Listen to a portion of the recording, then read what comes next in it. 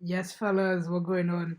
We're back talking about game twos, but we're back with a new series. Welcome to episode one of what we call in the Buzzer Beater podcast. This is your boy Shivs, as always. I'm joined by a guest, Brandon. What's up, man? It's nice to be here, Shiv. I had to get really playing to get here, but worked hard and eventually got here. So happy to be here, Yeah, man. yeah, yeah. All right, so let me just hop right into it. We have all, well, I say all. We're missing two game twos, the Brooklyn and Boston game and the Chicago and Bucks game that being played today at the time of recording. But, we're recording this and most of the game twos played, so just get right into it. Talking about the last game that happened late last night, the shocking upset of the entire playoff so far. The Pelicans stole game two against the Suns. Well, Chris Paul. Devin Booker went down at halftime basically, and he didn't play in the second half, and he was leading everybody in scoring with 31, and he was really willing as Phoenix Suns to win. And at halftime, I was like, yeah, the Suns have this in the bag. I went upstairs, I took a shower, and then after when I came out of the shower, I checked my phone, I see the the Pelicans were like up, and I was like, what happened? So I turned back on the game, I see Devin Booker wasn't on the bench, and he wasn't on the court, so I was like, yeah, he's something wrong with him. And then the Pelicans just ended up coming back, and the Suns just couldn't handle them. It was weird. What went on in the second half of this game, Brandon? Well, I mean, on the Booker thing, it was really unfortunate that he went down because I saw a stat that said that he was probably, I think he's one of the only players to score 31 points and a half without scoring a free throw. So I mean that in itself is crazy. But I think a lot of credit has to go to the Pelicans. I mean, Brandon Ingram came out with an exceptional performance last night, ended the game with almost a triple double. He had 37 points, 11 rebounds, 9 assists, a steal, and a block. I mean, a very all round performance from BI. And I mean, a lot of the other players chipped in as well. Valanciunas had 13 rebounds. CJ McCollum finished with 23 points. And I am extremely surprised that this happened. I think everybody expected the Suns to sweep the series, but New Orleans have now made it extremely interesting, Shiv. Yeah, because they're gonna head back to New Orleans for games three and four, so they're gonna have the home advantage. And we don't know that the news about Devin Booker is supposed to come out later today. The time we're recording, we don't know what's going on with him. But hopefully he is back, because if he's not back, it could spell doom for the Suns, because they struggled without him, and it was very surprising. And what kind of shocked me the most is that when you look at their starting five, or the five they would use to close games, which would be Chris Paul, Devin Booker, Bridges, Crowder, and DeAndre Ayton, I don't think it's controversial me saying he's the worst defender out of them. And the defense just fell apart without him in the second half, especially in the fourth quarter, where, like you said, Brandon Ingram, he just couldn't seem to miss. Looking at his stats right here, he had a very efficient 37-point game, 62% from the field, perfect from three, perfect from the free throw line. So very, very efficient game. And yeah, coming on to the end of the game, he just couldn't seem to miss. And he was the one really hitting all the daggers to put the game to bed, which was surprising. One of the more shocking things, I mean, if you look at if you look at the box score was 2 for 11 from the field. Cam Johnson was 4 of 10. It was never, even Chris Paul was 5 of 16. It was not a very efficient shooter night for Phoenix. And if they want to prevent another banana skin game like they had last night, they definitely need to be more efficient in their shooting. Yeah. I think probably instead of playing Cam Johnson to close the game, they probably should have played Landry Shamet or Torrey Craig to close out the game, because those guys are good. Well, especially Landry Shamet, he's a good 3-point shooter. But they went with like I said, Cam Johnson. They just couldn't shoot it efficiently at all. I think DeAndre Ayton definitely needs to step up. If you remember the run they made last year to the playoffs, he was huge, Yeah. especially in the first round against the Lakers, and he was basically huge for them throughout the entire playoffs last season. And he only Yeah. had 10 points, 4-6 shooting, not very good from his And only center. shot two and only shot two free throws for the entire game. Yeah, that's not good. Chris Paul was definitely probably the biggest reason as to why they didn't win this game. Because I mean, everybody else, when you look at it, Chris Paul is definitely the leader of this team, and he is the point guard. You have to run your offense, you have to set it, and you have to make your shots when it counts. I believe he had a 3 pointer coming on to the stretch of the game. He had some free throws, but that's all I remember him doing. That wasn't how you're supposed to close out a game at home in the playoffs when you're this point guard of the team. And with your number two guy out, yeah, it's up to you to close the game. I told you that when we were watching. I was like, it's up to Chris Paul to close the game, and he collapsed. Yeah, the Suns. I think everybody is quite shocked. But if I being honest though, I think I remember last season when something similar happened when the Suns played the Clippers, and then Chris Paul just came out in that closeout game and absolutely took over. So I Yeah, expect something like that to happen again, even without Devin Booker. And so, I mean, we just have to wait and see now. I yeah. still think the Suns have the best chance to go through, but maybe 4-1. But I'm not counting out New Orleans. They've proved a lot to me in that game last night. Yeah, definitely, definitely. And like I said, it's gonna be this is probably the most interesting series now that New Orleans stole last second game. But we'll wait and see. So moving on to the other game yesterday, we had, I believe it was the Grizzlies and Timberwolves. So I didn't really get to catch much of this game because I was kind of caught up with the other game we'll talk about, the first game of the day. And by the time I turned over to this game, the game was basically over. Memphis was up by like 15 or something, and it was just crazy to see what happened. I believe Ja Morant went down injured at a point in this game. At some point in the third, but I think he came back if my Yeah, memory he came serves me back. Yeah. correct. Yeah. But from what I remember checking the highlights something last night this morning, Steven Adams started the game and they were just getting destroyed, and then they took him out, and I don't think he's gonna touch the floor for the rest of this series because without him, the Grizzlies look a lot better without him on the court. Because if you look at the box score, he only played like less than 3 minutes, didn't even do anything. He had one assist and and two fouls. That was about it. So yeah, I think Steven Adams, if you don't start him, probably start Jaren at the five. The the um the Grizzlies are gonna look a lot better in this series. Yeah, I think it's also important that you also look at Carl Anthony Towns only took one 3-pointer. I don't think the winner of the 3-point contest should be ever taking one 3-pointer in any game. I Especially in know the 3-point playoffs. contest is different from actual gameplay, but I mean, goodness Lord, he also only took 7 shots for the game. D'Angelo Russell took 13. I'm sorry, took 11 11. shots and only made three. Patrick Beverly was doing Pat Bev stuff. He and D'Lo were minus 26 for the game. The Jeez. Timberwolves were just poor yesterday, man. They were poor, Yeah. extremely poor. Yeah, and you look at Anthony Edwards, who had 40 points or something in the first game. He only had 20 points. I believe he was their leading scorer. Yeah, he was Yeah, their it leading was. scorer, and like I said, they were just a poor shoot tonight from everybody on the Timberwolves side of thing. Not good whatsoever. Because Cat was the most efficient one, but he only took 7 shots. And like I said, the one of the 3-point contest and what I believe is the best shooting big man in the league, probably since Dirk. You can't only have him shooting one, 1 3. That's terrible. But yeah, this is another series that's tied up 1-1. But I think the Grizzlies gonna take over this game. I think game one was a fluke or like a little skid from the Grizzlies. I think they're gonna probably just rattle off the next three straight and take this series in 5. Yeah, I think this is also justification for the play-in tournament as well, Mm-hmm. because I think a lot of people have the impression that the teams that qualify from the play-in are just going to get rolled over by the number one and the number two seed. So the Timberwolves and the Pelicans have done really well to make these games interesting and at least make a series of it.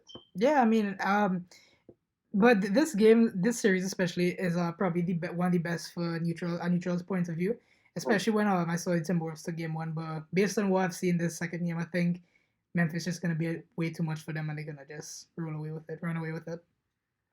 Yeah. Yeah. So moving on to the first game yesterday, the game that had me nervous for like I don't 85% it was the Hawks and the Heat. Of course, the Heat ran away with it off the back of Jimmy Butler's 45-point performance. And boy, oh boy, did he close out the game when we needed him. Because I'm just going to talk about the fourth quarter because that's really what happened. We were up by like 16. And in my head, I was like, this game over? I don't think so.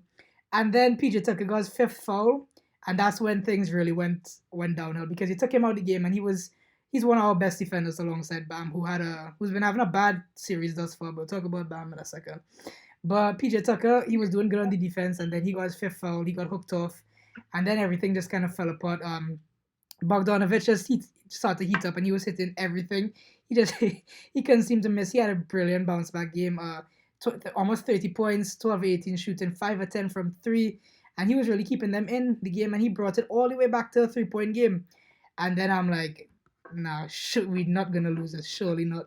And then, like I said, Jimmy Butler took over. I believe he scored 10 straight points to close out the game. And that, like I said, we went on a 10 run to close the game, and we thankfully got there in the end. But like I said, even though it's great, Jimmy Butler had 45 points, his playoff career high. When you look at the supporting cast, it's not good so far. The other guy who had the most points was Tyler Hero, who 15, and then Max Strus with 14. And Tyler Hero as well in game one, he only had 6 points, and I'm like, that can't cut it next time. And it clearly didn't because he only had 5-11 shooting, 1 of 4 from 3. 1 of 4 from 3. I was very surprised. Yeah, me too. But I believe the 3 he hit was a huge, huge 3 because I believe the game was kind of close at that point, and that 3-pointer kind of, gave us some breathing room. So even though it was only one, it was still a big one. But still, nevertheless, you're basically 6-man in the league. You average 20 plus points off the bench. You've not been having a good series so far. And the same thing with Bam. Now, I could excuse Bam in the first game because he played great defense, and he did in this game as well. But this is one of the games where you need him to do more. You need him to be more aggressive. And when the Hawks missing their starting center in Clint Capella, you need to bully them in down now. You need to take advantage of that. And he hasn't been so far. Only 6 shots, and there's 50% shooting. Now he did do well at the free throw line, 3 or 4. I believe that's his like average 75%, but still, he need to do better. He got into foul trouble as well, 4 fouls, and there was a point where we went very, very small too. I believe we had this is when we were playing PG at the center or something because we were playing Caleb Martin, and Caleb Martin needs to be in the rotation from now on. He only had 3 points, and it was only 1 3-pointer made out of 3, and then 1 of 5 from the field. But if you look at the eye test, he definitely needs to be in the starting lineup. Well, not the starting lineup, sorry, in the playoff rotation going forward. Duncan Robinson, another one who severely disappointed after his big game 1 performance. Only 7 minutes of game time, not even a shot. So he was just doing the his Tony Snell tribute, just running around out there, but not good. Gabe Vincent played good as well. He hit some big shots when he needed. Dwayne Dedman, he did what needed of him. He got his rebounds, and that's what exactly Bam should be doing. Be aggressive on the boards, get the rebounds. That's what you need to do. Kyle Lowry, if you look at the box score, basically all season he's been bad, but again, if you look at the eye test, you would see what he's been doing on the court. And yeah, that's all I really have to say about the Heat. I mean, for me, I actually think this series was lost when Capella went down. Mm-hmm. When I think that was in the playing game, right? Playing game, yeah. And he pulled Mobley onto his leg. yeah, and I really can't see Atlanta going past the Heat because Capella is such a strong presence, especially in the paint, Mm-hmm. and I think he would give, not that he would make it life difficult for Bam, but I think it would give Bam a lot more things to think about. So that would have that would definitely be something to consider. But Trey again, terrible 3-point night, 2 of 10 Mm-hmm. from 3. You can't, and I mean, the funny thing is, he shot 50% from the field and shot 20% from 3, and he only shot 3 free throws. Yeah. So Trey is a very Trey also had 10 turnovers, Shiv. Yeah, the most of his career. 10 turnovers. He had more turnovers than he had assists. That is never good. That's never a good sign. Yeah. So, I mean, I expect this series to go at least to 6 games. Mm-hmm. But if Trey continues to shoot like this, I don't think the Hawks are going to stand a chance. Yeah. Well, you said 6 games. I hope you just sweep them and get out of there quick. Get the boys some much needed rest. Well, they're going back to Atlanta now, and Atlanta is not a fun very place to play at, accommodating place for the opposing team. I believe I've written this stat down somewhere because I heard the commentators talking about it. The Hawks are like 20-3 in their last 23 games at home to close out the season. Wow. And the start of the season really terribly. The commentator said too, but I can't remember. But I know at home to close the season they've been very good. So yeah, now a fun place to go out. Thankfully we got this win because if we would have gone back to Atlanta 1-1, it's a very different series we're looking at. But thankfully we get out to there. And yeah, the Heat up 2-0 thanks to Jimmy Butler, really. Jimmy freaking buckets, my friend. Yes, Jimmy G buckets, and the G stands for gets.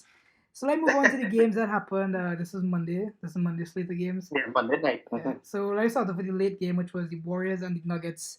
And boy, oh my God. The Warriors found another cheat code. Somebody call the Undertaker. There's a death line up in town. The Warriors, they found the cheat code to the game, to basketball again, with this new death lineup. People still haven't given it a proper name. I've seen the PTSD. You told me about it. Pool. I'm rocking with the PTSD. I'm rocking with the PTSD. I like the splash party with the Splash Brothers and the pool party. I kind of like that. But yeah, so this lineup let's just talk about it real quick. It's Jordan Poole, Klay Thompson, Steph Curry, Andrew Wiggins, and Draymond Green. Reminiscent of their 2015 run where they went ultra small and they just had mad shooting. It's just that again, history repeats itself. Jordan Poole has been extremely, extremely great in this series so far. 29 points in this game. I believe he had 30 in the first game. I believe he tied Will Chamberlain for the most points in first two playoff games by a Warrior. So when you're tying a Will Chamberlain record, you're doing some right, basically. Klay Thompson, even though he had 38 threes, which to me he had way more because I believe in that third quarter he just couldn't seem to miss. Same thing with everybody, basically. And who would have thought bringing Steph Curry off the bench would have been the solution to the Warriors' problems? I would have never guessed that. But off the bench, playoff 6-man of the year. yeah, he's given. If he continues this, he'll give Tyler Hero a run for his money next year for 6-man of the year. But yeah, 34 points off the bench, 29 for Poole, 21 for Klay. Draymond, he only had 6 points, but to me, he had a lot more. I don't know why, but in my head, I was just gonna say that even though Draymond's stat line doesn't look great, the defense he put on Jokic yeah, clamped him up. Fabulous. Clamped him up. I believe so far, when Jokic is guarded by Draymond, he has 3 turnovers. He's like 1-8 shooting and 0-3 from 3. So yeah, he's just clamping up. The probably MVP of the season, which is shocking. Andrew Wiggins did Andrew Wiggins things, 13 points. No more you could really ask him. They're efficient, 13 points as well.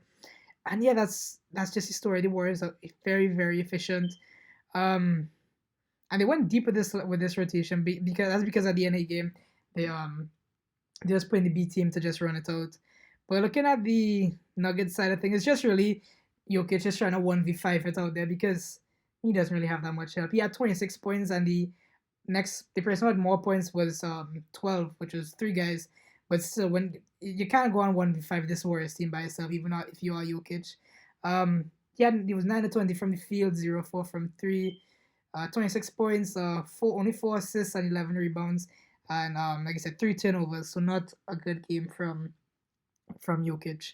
But I mean, when you're the only guy on the team, there's only so much you could do. I'm sure Jokic's performances this in the playoffs so far, they remind me so much of Luka from last season, where he's just crying out for help. So somebody please help him, because if you look at the stat line for Will Barton shot 5 of 15.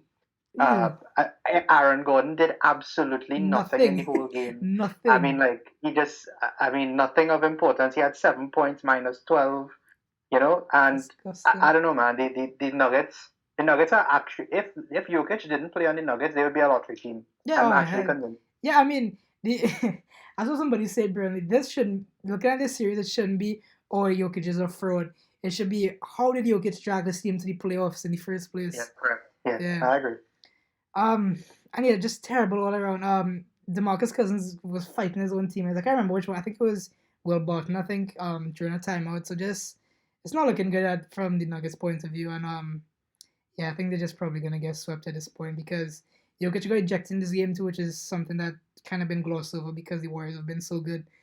But yeah, not good whatsoever from the. Is Jamal Murray expected to return anytime during the series? I haven't seen any. I don't think so, but it's kind of weird because I would have expected him to be back by now because I know he had that ACL injury, but I can't remember exactly when it was. I probably should have checked it, but in my head it happened in like December, January last season, so he should have been back by now. I don't know what's been going on with him. I know Michael Porter Jr. has his back injuries and stuff, but yeah, the Nuggets just don't want to risk Murray maybe. Probably they probably know that they got swept. Yeah, they probably know the series is done and dusted, so it doesn't make sense trying to force him to play. But moving on to the other game that happened Monday, we had, I think your boys are the Mavericks, right?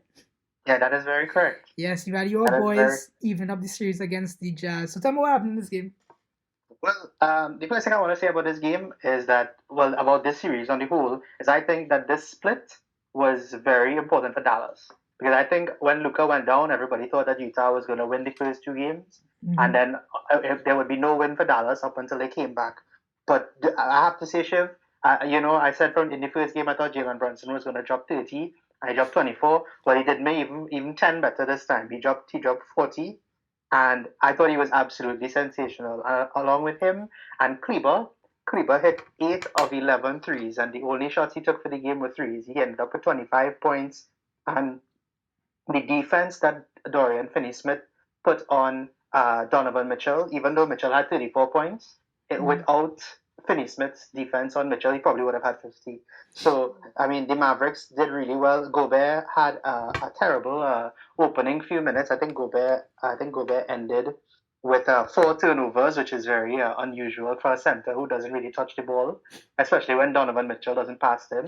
And so, I mean, I think that Dallas did really well to win this game. It was a really hard fought game. They were trailing at many points during the match, and when it came down to the fourth quarter, Brunson, Dinwiddie, Dorian Finney-Smith, Kleber, they all took over. They all said, you know what, we have to do this. They played excellent defense as well. And one of the main things I think that a lot of people aren't giving Dallas credit for this season is that they actually have exceptional defense. If I'm not mistaken, I think they have either the second or third best defense in the league. And people are not giving them enough credit for that. So, I mean, if you have Jalen Brunson who could score you 40 points and you could play defense like that, you could definitely win games in Utah as well. Yeah. And I believe Luka's supposed to be coming back for game 3 or in form. I don't well, boy, do I hope so. Me too, because I love seeing Luka hoop. But yeah, like I said, it was brilliant by the Mavericks. Jalen Brunson was the one who closed out the game. I know you've been talking about him, but I haven't watched too much of the Mavericks this season, and I really wasn't expecting it to be this good from Jalen Brunson. I was expecting, if it was anybody that was going to take over, I thought it'd been Spencer Dinwiddie, because I know he's had a little bit of resurgence since he traded to Dallas. But yeah, Jalen Brunson definitely stepped it up, and he's a free agent this offseason, so hopefully Dallas pays him his money. I think Mark Cuban is definitely going to bite the bullet and give Jalen Brunson a good contract, because he certainly deserves it. And I don't know if you probably saw my tweet out, the tweet that I put out. Jalen Brunson deserves to be at the most improved player bracket, along with Jordan Poole. I think both of them got snubbed this season, because like I said, I've been watching Jalen Brunson all season, and to me, he's been the most impressive. I mean, Luka is Luka, but he's been the most impressive Mav this season. He's been absolutely sensational. Yeah, definitely. Looking at the Jazz side of things, I mean, the cracks are definitely there, and I think they are. I think this is going to be the straw that breaks the camel's back for this core of the Jazz Donovan Mitchell and Rudy Gobert experiment. I don't think it's going to work, because I saw a stat the other day. Donovan Mitchell has only averaged 2 passes to Rudy Gobert all season long, and in my head I was like, that doesn't make sense. And then in this game, somebody was doing, I can't remember who it was, somebody on NBA Twitter as followed. They were like tracking how many passes Mitchell makes to Gobert in that game. And it really was only 2. One of them was like a weird kind of lob. I don't think Gobert was able to finish it. And the other one, I can't remember what it was. But yeah, it's not very good. I think this is going to be the breaking point for this core. And I hope it is, because I like to see a shake up in the league, and hopefully we get Donovan Mitchell. The one thing I'd also say, Shiv, is that as much as I really like Mitchell and I think he's an excellent scorer, but I think he's not very he's not a very all round player. I think his main asset is his scoring ability, but he doesn't have like exceptional rebound, and he doesn't have exceptional defense. He doesn't have exceptional assistant. Yeah, and he's a small guard too. I think he's like 6 foot or something. He's very small. Yeah, he's very small. But so I mean, maybe he might need a different type of big. Maybe Gobert is not the type of big that he needs. He needs a so I mean, so yeah. But if what you said is true and Luka is coming back from Game 3, I think Dallas has an excellent chance to take both games in Utah. Yeah. And like you said too, something the Jazz has struggled with all season is closing out games, because I think they lead the league in terms of like teams that was leading by 10 plus points and end up losing the game. And this was another case that happened there. They just can't seem to hold on to leads to save their lives. And yeah, I think this is just gonna be the straw that breaks the camel's back. Maybe they're gonna go up huge in game 3, and then Luka, hopefully if he's back, will take over, and that's just gonna be it, and they're just gonna run out of steam and won't be able to finish this series. Definitely.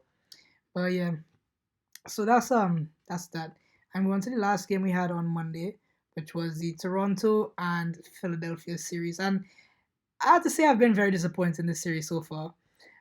Very disappointed by Toronto specifically, because I thought they would have given them a much tougher game, a much tougher run for their money against the 76ers. But the 2 games so far have been blowout wins. This one was 97 to 112. And it's just, it's just really bad from from the 76. I know Scotty Barnes went down in game one very early, so it's very tough because I believe he's like probably their second or third best player on, or even their best player on a given night.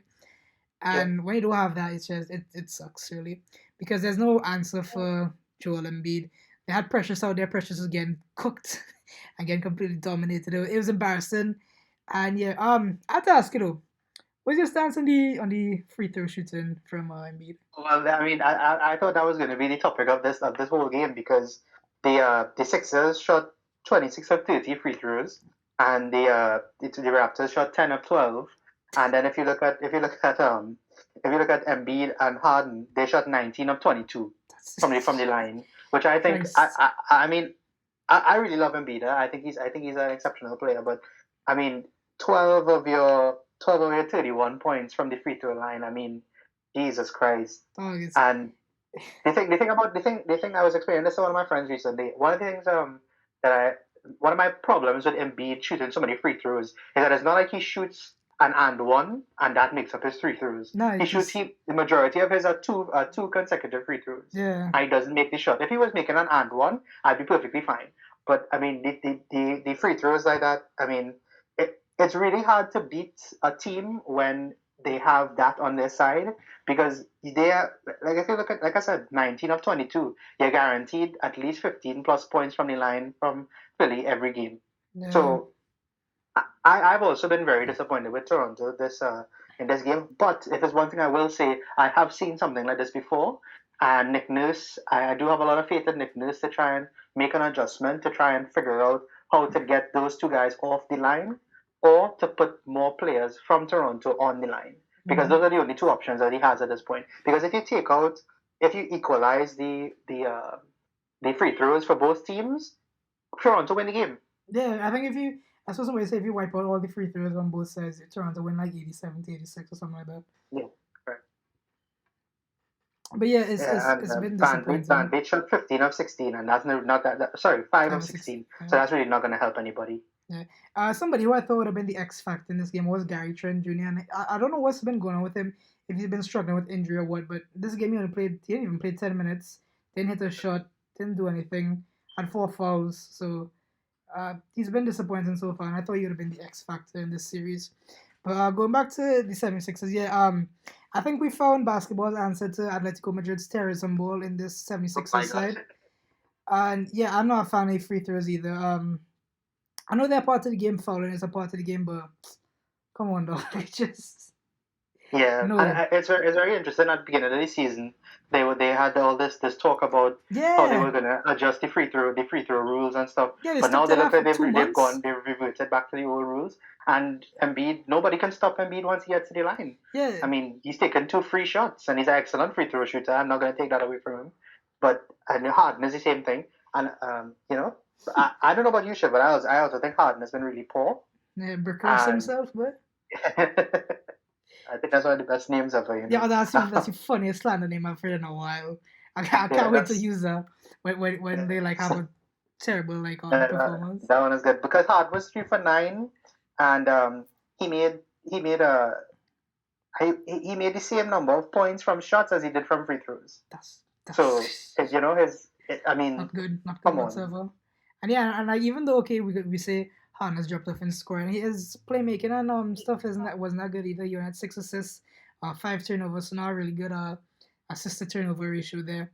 But I think the kind of star of the 76ers team, the unexpected star, has been Tyrese Maxey in the playoffs. I wasn't expecting him to step up this much. I know he was good in the regular season, but to see him take this big leap in the playoffs, especially, that's good news for Philadelphia 76ers fans. Yeah, and another thing too is that Matisse Thybulle only played 10 minutes yesterday, so I think that kind of tells you the kind of mentality that Philly went into the series with. Because I think Thybulle, if you looked at the 76ers play for the season, he's probably been one of their better defenders, and he's only playing 10 minutes. So I mean that says a lot about the Raptors. And it says a lot about how dominant the 76ers have been. I think they don't need one of their better defenders. I think why they're only limiting his minutes is because I know Toronto has like the whole vaccine stuff there, and I don't think he's vaccinated, so he can't travel the team for the next 2 games. So they've been trying to like not rely on him too much. So I think that's why they've been limiting his minutes. I didn't know that. Yeah, I heard them talking about like, oh shucks, They know that. So yeah. Okay, well that's probably pretty important. So that might factor into the next two games, which will be. And let me tell you, Jurassic Park is very difficult to go into. It's a hell of a arena. You ever been? The crowds outside. Yeah. I have a friend who lives right next to the arena actually. Ah, that's So cool. yeah, so I've seen all this stuff before, and I mean it's going to be tough. I mean, and Embiid, it's not a very a nice hunting ground for Embiid playing the Raptors. Yeah. So hopefully they could bring back some of those good times. The 20 straight the 2019 run. But yeah, like I said, I've been disappointed in the Raptors this series so far. Hopefully they do turn it around. I think Nick Nurse is probably a top 3 coach in the league. So if there's anybody that could turn it around, it is him. And we look forward to seeing that. I believe they play game 3 today. So hopefully they get their stuff in order. Speaking of games today, um, let's talk about the 3 games we have slated for today. We can make some quick predictions while we're here. Well, we are already on the Toronto and the Philly game. So give me your predictions for the Toronto and the Philly game there, Shiv. um, I really want Toronto to win, but I think the 76 are just going to pull it out. Unless they have some mad strategy, which they probably could. I don't really have much faith in them right now based on what I've seen the first 2 games this series. I think Philadelphia probably going to win. But it's going to be a lot closer. I don't think it's going to be another blowout game. It's going to be very close. Probably like a 5-point game. Okay. Well, I actually have the Raptors winning by 5. Well, hopefully you're right and I'm not. Let's begin with the other game. We have the late game today, Chicago and Milwaukee. What do you think gonna happen in this game? Well, you know my thoughts on Giannis. I think Giannis is the best player in the league right now. Same. And after winning the first game, I don't see the Bulls putting a dent in this series at all. I actually think Milwaukee are going to sweep because Chicago have just been so poor ever since the All Star break. I mean, they've had one of the worst records in the league since the All Star break. DeRozan has not been himself. Zach LaVine has not been himself. Vucevic has not been himself. I'm not even sure if I can't even remember if Lonzo played in the other game. Caruso has been very hit and miss, So Yeah. I think mean, Lonzo's I out fully for expect series. Milwaukee, unless something drastic happens, like maybe one of the big 3 go down, or even if Brook Lopez goes down. I think it will be very difficult for Chicago to get anything out of this game. What about you? I think the same has to be said that Giannis is definitely the best player in the association.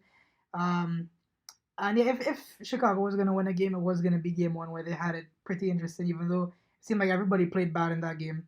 So if they were going to win a game, it had to be that one, and that was their chance, and they kind of blew it. So I think the Bucks going to sweep them.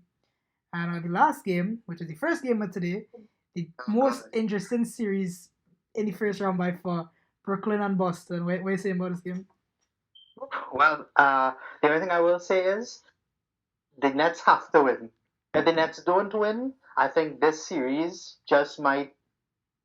This series is gonna be so good. I have such high expectations. But if I had to give a prediction today, I think the Nets are gonna win because Kevin Durant is not gonna shoot that bad again. He's never gonna shoot that bad in his entire career ever again. And the only thing that I will consider is that if Durant does well, will Kyrie do as well as he did in the last game? Because I think because Durant didn't shoot well in the last game, it forced Kyrie to be exceptional as he was.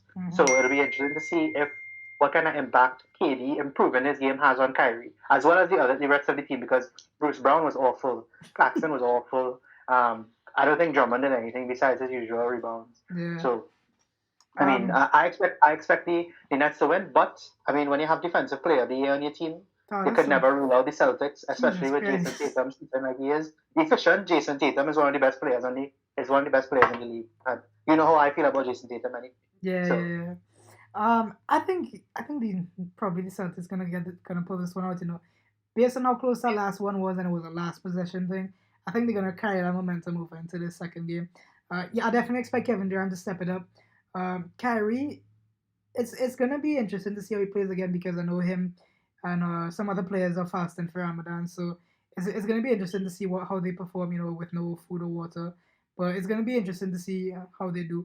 But I think the Celtics gonna carry that momentum from that game 1 buzzer beater win over into this game. I think they're gonna pull out this one.